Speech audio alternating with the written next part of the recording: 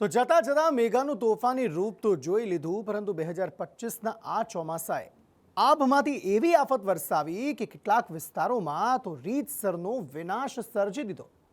અને વરસાદની આ વિનાશ લીલાનું વર્ણન ખુદ કૃષિ મંત્રી રાઘવજી પટેલે પણ કર્યું.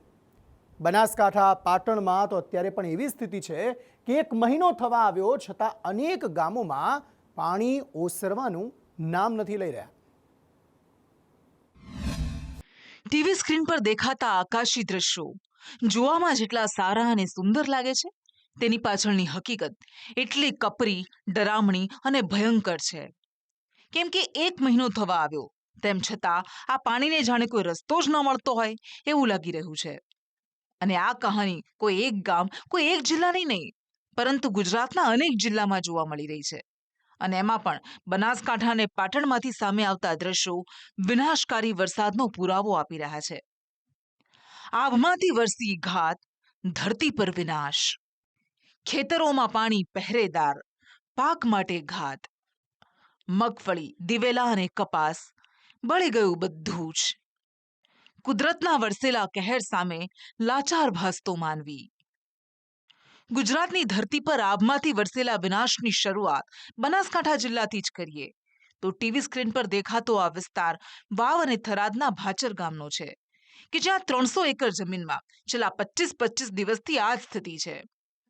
ન તો પાણી ઉતરી રહ્યા છે કે ન વરસાદી પાણીના નિકાલનો કોઈ માર્ગ છે, જેના કારણે 30થી વધુ પરિવારોના મોઢે આવેલો કોળિયો છીનવાઈ ગયો છે.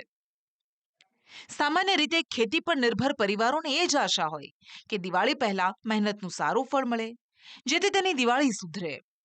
પરંતુ કુદરતને જાણે કંઈક અલગ જ મંજૂર હોય એવું લાગી રહ્યું છે. ભાચર ગામની 300 એકર ખેતીની જમીનમાં ભરાયેલા વરસાદી પાણીએ ખેડૂતોની મહેનત પર પાણી ફેરવી દીધું છે. અત્યારે સંદેશ ન્યૂઝ ગ્રાઉન્ડ ઝીરો રિપોર્ટિંગ કરવા માટે પહોંચ્યો છે ભાચર ગામની સીમમાં. તો ભાચર ગામની સીમ મારી પાસે તમે જોઈ શકો છો, તે 300 થી વધુ એકરની અંદર અત્યારે દરિયો બની ગયો છે. ખેતર છે તે દરિયો બની ગયો છે અને અત્યારે 50 ઘરો જેટલા છે રહેણાંક છે. તેની અંદર ઘરોમાં પણ પાણી છે. તેને લઈને અત્યારે જે રહેણાંકના જે માણસો હતા, પશુઓ હતા, જે અત્યારે પોતાને ઘર છોડીને મજબૂરીના કારણે બહાર જવું પડ્યું છે, સ્થળાંતર કરવું પડ્યું છે. એના જે ખેતરોનો રસ્તો હતો તે પણ બ્લોક થઈ ગયો છે. ટૂંકમાં કહીએ તો જળ પ્રહારને કારણે ભાચર ગામમાં અત્યારે સ્થિતિ એટલી વિકટ છે કે લોકો પોતાનો જીવ બચાવવા બધું જ છોડીને પારકો આશરો લેવા મજબૂર બન્યા છે. કેમ કે ખેતરથી લઈને રહેણાંક અને રસ્તા પર પાણી પહેરેદાર બનીને ઊભા છે. તેમ છતાં ભાચર ગામના લોકો કહી રહ્યા છે કે તેમને સહાય નહીં, પરંતુ કાયમી ઉકેલ જોઈએ છે. લગભગ 50 થી 60 ઘર એવા છે કે પાણીમાં જેમને ખેતરની બહાર જવા માટેનો કોઈ રસ્તો નથી. ઘણા બધા ઘરો તો એવા છે કે આમ ટાપુ જેવા કે ચારે બાજુ પાણીની વચ્ચે ઘર, કે આવા જવા ઘરમાં જવું હોય તો પણ ઈંટો માંડી અને એમને ઘરમાં અંદર પ્રવેશ કરવો પડે છે. ત્યાં 300 એકર આજુબાજુ પાણી છે, જે પાણી 7 થી 8 ફૂટ ચડેલ છે. આટલું પાણી તો 15 ને 17માં નહોતો આવ્યો. અમારે મેન રસ્તો દાવાનો બંધ છે. એક જ છે કે અમારે નથી કેશડોલ જોઈતી, નથી ઘર વખરી જોઈતી, નથી પાક ધોવાણ જોઈતું, નથી જમીન ધોવાણનું વળતર, એક પણ રૂપિયો વળતર જોઈતો નથી. માત્ર ને માત્ર અમારા પાણીનો કાયમી નિકાલ થવો જોઈએ. સરકાર આ ન કરે તો અમે સરકાર સામે બોયો ચડાવવા માટે પણ તૈયાર છીએ. ઉપવાસ ઉપર ઉતરશું, એમને ગમે તે કરીને અને અમારું પાણી કાઢવા માટે અમે એમને મજબૂર કરીશું. જો કે હકીકત એ પણ છે કે આ સ્થિતિ માત્ર ભાચર એક ગામની કે વાવ અને થરાદ પૂરતી મર્યાદિત નથી, પરંતુ આવી સ્થિતિ પાટણ જિલ્લામાંથી પણ સામે આવી છે. પાણી વચ્ચે ધરતી શોધવી પડે એવો આ વિસ્તાર સાંતલપુર તાલુકાના મઢુત્રા ગામનો છે. ગામના અનેક વિસ્તારો તો એવા છે કે જ્યાં ઢીંચણ સુધીના પાણી ભરાયેલા છે, અને આ સ્થિતિ છેલ્લા 22 દિવસથી છે. ચારે કોર પાણી વચ્ચે મઢુત્રા ગામના લોકો રહેવા મજબૂર બન્યા છે, અને ગામના નીચાણવાળા વિસ્તારના લોકો તો પોતાના ઘર છોડીને સ્મશાનમાં રહેવા પણ મજબૂર બન્યા છે. છતાં અફસોસ એ વાતનો છે કે આટલી વિકટ સ્થિતિમાં પણ તેનો હાથ પકડનાર તો ઠીક, પરંતુ તેની સામે જોનાર પણ કોઈ નથી. હજી એવું બધું કોઈ આવ્યું ઊભું ના રહ્યું અમારે અહીંયા. બરોબર. અને સાથી સામે પાણી છે ઘરમાં. હા. નથી કોઈ ખાવા, નથી આયરન માહણમાં અમે પડ્યા છે. બરોબર. અત્યારે ક્યાં રહ્યો તમે? અત્યારે આયરન માહણ છે ને અહીંયા રહી અમે. તેના પરથી એક વાત તો નક્કી છે કે 2025નું આ ચોમાસું બનાસકાંઠા, પાટણ અને કચ્છ સહિત રાજ્યના અનેક જિલ્લાઓ માટે આફતના વરસાદ જેવું સાબિત થયું. જોકે વિનાશકારી વરસાદનો દાવો ખુદ રાજ્યના કૃષિ મંત્રી પણ કરી રહ્યા છે. કૃષિ મંત્રી રાઘવજી પટેલે વિનાશકારી વરસાદનો તાગ મેળવવા માટે 2.5 દિવસનો પ્રવાસ ખેડ્યો અને આ 2.5 દિવસમાં 3 જિલ્લાના 6 તાલુકાના લોકો પર વરસેલી આફતનો ચિતાર મેળવ્યો અને જે હકીકત સામે આવી તેણે હાહાકાર મચાવી દીધો. બનાસકાંઠા જિલ્લામાં મુખ્યત્વે મગફળી, કપાસ, દિવેલા અને ઘાસચારાના પાકને વ્યાપક નુકસાન નજરે પડેલું હતું.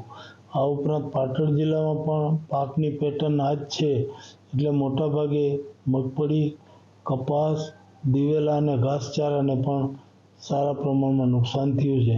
એ જ રીતે કચ્છ જિલ્લાના રાપર તાલુકામાં પણ કપાસ અને દિવેલાના પાકને વ્યાપક પ્રમાણમાં નુકસાન અમે નજરે નિહાળ્યું છે. અસરગ્રસ્ત વિસ્તારનો ચિતાર મેળવવા માટે રાઘવજી પટેલના સતત 84 કલાકના પ્રવાસની થરાદ તાલુકાથી શરૂઆત થઈ હતી. ત્યારબાદ વાવ, સુઈગામ, સાંતલપુર, રાધનપુર અને છેલ્લે રાપર તાલુકાના ગામડાઓ ખૂંદી આભમાંથી વરસેલી ઘાત સામે માનવી કેવી રીતે બેઠો થઈ શકે તેનો ચિતાર મેળવવાનો પ્રયાસ કર્યો હતો. સ્થાનિક આગેવાનો, ગામના સરપંચ, ખેડૂતો અને પીડિતોને મળીને વરસાદી નુકસાનની માહિતી મેળવી હતી, જેમાં માત્ર ખેતી પાકને જ નુકસાન થયું હોય એવું નથી, પણ જાનમાલનું પણ નુકસાન થયું હોવાનું સામે આવ્યું છે. ઘેટા બકરાથી લઈ અને મોટા પશુ જેવા કે ભેંસ, ગાય, વાછડી, પાડા, પાડી સહિત લગભગ આ ત્રણેય વિસ્તારમાં થઈ ખાસ કરીને બનાસકાંઠા અને પાટણ જિલ્લામાં મોટા પ્રમાણમાં પશુઓની હાનિ થઈ છે. લગભગ 4000નો આંકડો મને અંદાજિત જાણવા મળ્યો. એક્ઝેક્ટ અહેવાલ તો હવે પછી આવશે, પણ મને જે લોકમુખે જે લોકોની રજૂઆત હતી એ મુજબ દરેક ગામડે 25-50, 100થી વધુ પશુઓ તણાઈ જવાથી કે પાણીમાં ડૂબી રહેવાથી કે ખીલે બાંધાયેલા હોવાના કારણે 2-3 દિવસ પાણીમાં ભૂખે રહેવાના કારણે પણ મૃત્યુ પામ્યા છે, એવી જાણકારી મળી. આ સાંતલપુર તાલુકાના નડિયા ગામે 5 જેટલા યુવાનો પૂરમાં તણાઈ જતા ડૂબીને મૃત્યુ પામ્યા છે. એ સિવાય કોઈ વિશેષ જાનહાનિના અહેવાલ મારી પાસે નથી. અને દર 5 વર્ષમાં એકાદું વર્ષ તો આવી રીતે પાણી ભરાય છે અને આ પરિસ્થિતિ થાય જેનાથી અમે 2-3 વર્ષે બેઠા થાય એ દરમિયાન ફરી પાછી આ સ્થિતિ આવે, એટલે સરકાર આ પાણી ભરાવાના પ્રશ્નનો કાયમી ઉકેલ લાવે એના માટેની વ્યાપક પ્રમાણમાં રજૂઆત હતી. અને બીજી રજૂઆત એવી હતી કે અમને બેઠા થવા માટે સરકાર પૂરી સહાય કરે. અમારી જમીન ધોવાઈ ગઈ છે ખેતીની, એ જમીનને સમથળ કરવા માટે સરકાર મદદરૂપ બને.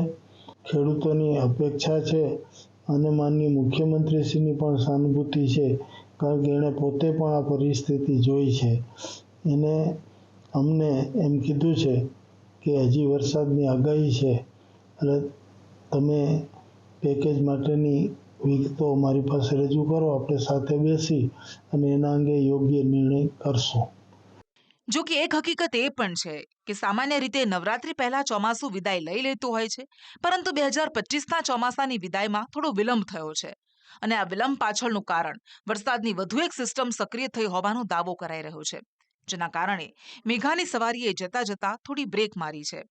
ત્યારે આ પાછોતરો વરસાદ ગુજરાત માટે કેવી અને કેટલી મોટી ઘાત વરસાવે છે એ કહેવું અત્યારે મુશ્કેલ છે, પરંતુ આશા રાખીએ કે વરસાદની સક્રિય થયેલી સિસ્ટમ નબળી પડે અને મેઘાની વિદાય સમયસર થઈ જાય. એ તો ગુજરાતના અનેક પરિવારોની 2025ની આ દિવાળી બગડતા કોઈ રોકી નહીં શકે. બ્યુરો રિપોર્ટ, સંદેશ ન્યૂઝ.